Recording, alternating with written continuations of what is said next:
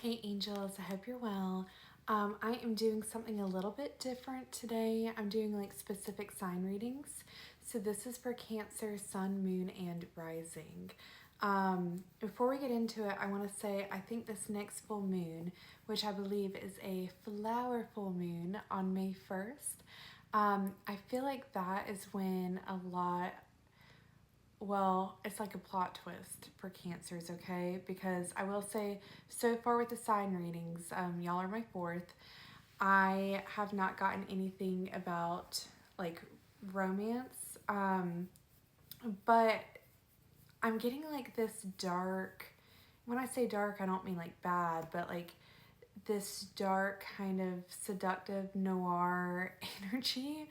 And it started because for y'all, I got The Killing Moon by Echo and the Bunnymen. Bunnies, bunny rabbits, seeing rabbits could be significant. Um, but, it's like, under blue moon, I saw you. So soon you'll take me. And then the chorus is like, fate up against your will through the thick and thin. We will wait until you give yourself to him. Which, gender is not specific in tarot. Take, whatever resonates. I also got Eyes Are Mosaics by the Cocteau Twins. So that, again, is like another, and it's giving very 80s. The 80s could be relevant. You could be born in the 80s. You could be dealing with somebody born in the 80s. Just the 80s as a period. Music and film as well. But, cancers, you're connected to the moon, all right? We're getting the full moon imagery here. And me feeling like something will happen around the full moon for you. It's also that very psychic energy, Cancers are deeply intuitive. It's literally just like in your makeup, and it's almost like something about your spiritual magnetism is potentially drawing in this new side quest. If you're already coupled, it doesn't have to be romantic. If you're not looking for love, it doesn't have to be romantic. But this feels like something that is deeply going to register when you meet this person. Um, and I almost feel like you meet this person at night. It could even be in a digital space, but I'm seeing like a courtyard. I'm seeing you like going out to some kind of festival. It could even be something specifically for the full moon. Um, like it seems like a gathering, but like not too many people. Um, Again, every this is kind of a collective reading, so it'll be different for everyone. Um, but someone that would be able to talk shop when it comes to spirituality, essentially. But let's see what the cards have to say about this as well. Also, if you haven't seen me before, I'm Katie from In Angelhood. I will never DM you first for a reading. If you'd like to book with me, you can only do so at my website, inangelhoodreadings.com. I have been lazy and haven't updated my website, but I am doing live readings now. So if you book with me and you choose one of the recorded readings, just shoot me an email afterwards. Choose how much time you want, 15, 30, 45, 60 minutes, whatever. But shoot me an email and we'll schedule a time that works for the both of us. Let's get into it, okay? We have the Seven of Pentacles, the Hierophant, Judgment, the Star, and the Ace of Wands, okay? It's so funny. I keep saying this. So there's like a similar sort of energy that's being carried through these, but every sign is reacting to the energy differently. I guess that makes sense, but I'm feeling like you have leveled up significantly in your, you don't necessarily have to be a spiritual practitioner or super woo woo, but it does feel like there is an intuitive upgrade that you've got. It's multicolored, it's multidimensional. I don't know if that makes any sense. Maybe it will to someone, but it's like it's your time, and you're kind of you know that this is a new beginning for you. You know that there is like a new stage that you're on. The world is your oyster kind of vibe.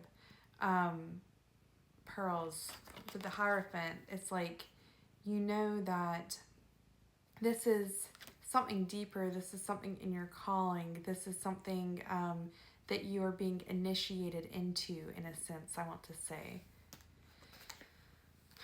With Lovers on the bottom of the deck. Okay, so what else is coming in with this for Cancer? I feel like it's showing me you've been doing a lot of healing. You've been moving, transmuting, whatever.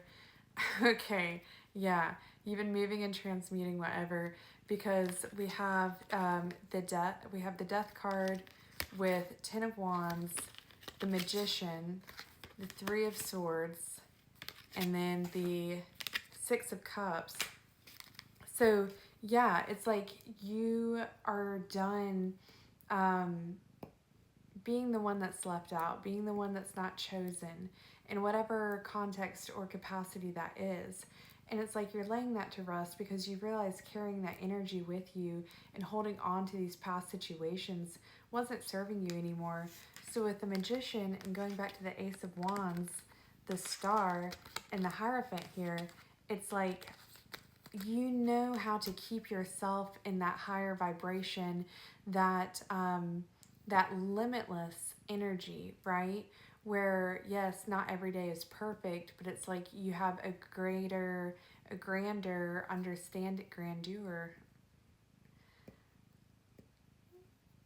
not delusions of grandeur, but grandeur. It feels, I just got the word christening. Baptism, like it literally feels like this initiation into a deeper connection with spirit. I feel like you have guides at this time that are wanting to communicate with you. If you're not already familiar with your team, get in a quiet space and do so.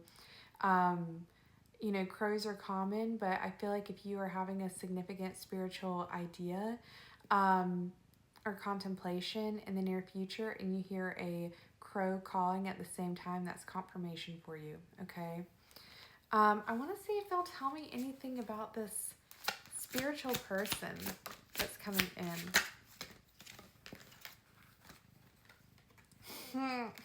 Okay, so first, Spirit wants to say, yes, there is a spiritual person coming in, but don't make them your only focus. Continue to cultivate these things around you. But we have the Knight of Wands, the King of Wands, and the Emperor. They could be a fire sign because these are all fire, specifically Aries.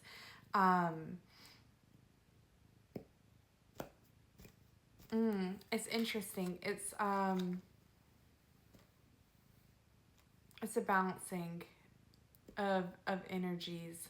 This person, whereas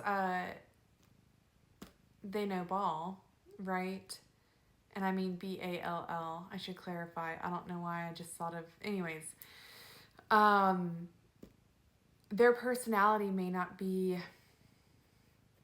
what you typically gravitate towards, but it's actually going to be that makes them so significant and unique, and really being able to like work and grow together.